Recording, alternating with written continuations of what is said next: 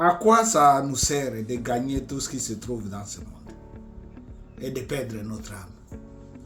À quoi ça servira d'accumuler les richesses, d'avoir tout, d'avoir de l'influence, d'avoir un nom qui résonne et de perdre sa vie de l'âme, sa vie spirituelle, sa personnalité, sa sainteté?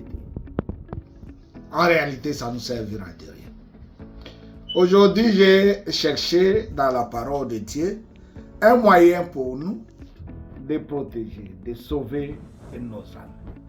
Et pour développer cet aspect de choses, nous allons dans la parole en Jacques 1,21. Jacques 1,21 que je vous donne l'économie de la lecture. C'est pourquoi rejetez toute souillure et tout excès de malice. Recevez avec douceur la parole qui a été plantée en vous et qui peut sauver vos âmes. Ça, c'est un verset merveilleux. Je l'aime beaucoup.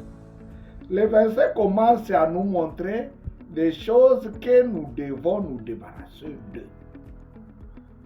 La parole nous parle de souillure. Alors, qu'est-ce que c'est souillure? Le souillure a beaucoup de sens. Il y a le sens physique, il y a le sens mental, il y a le sens spirituel.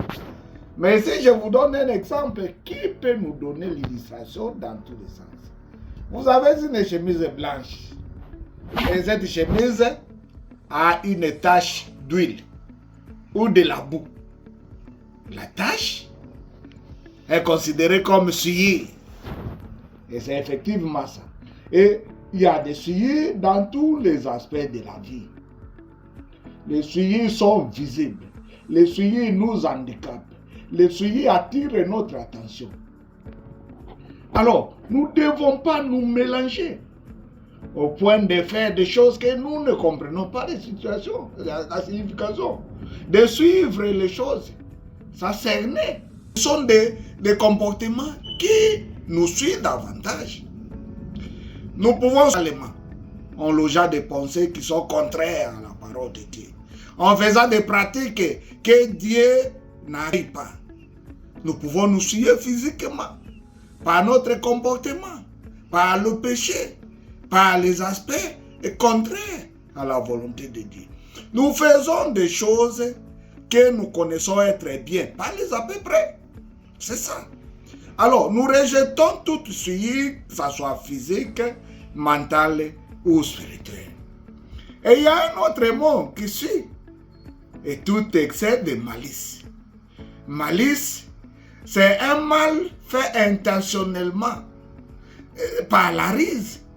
Vous avez la volonté de nuire et vous cherchez le moyen. D'une manière intentionnelle, vous faites du mal à autrui. Ça, c'est le malice.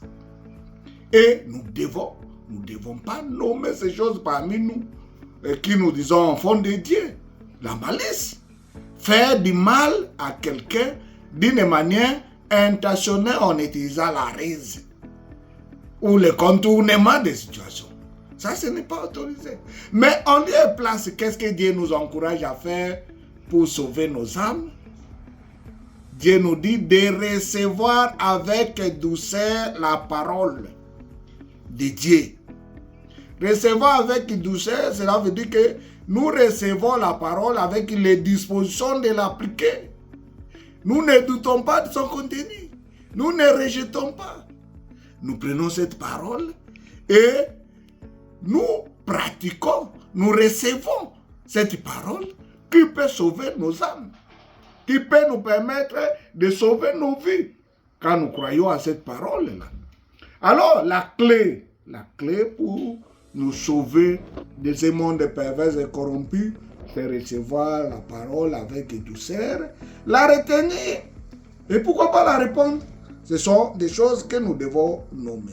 C'est seulement la parole et la croyance à celle-ci qui nous aide à ne pas se mélanger avec la souillure et la malice du monde et à pouvoir garder notre âme pire, au besoin de le sauver.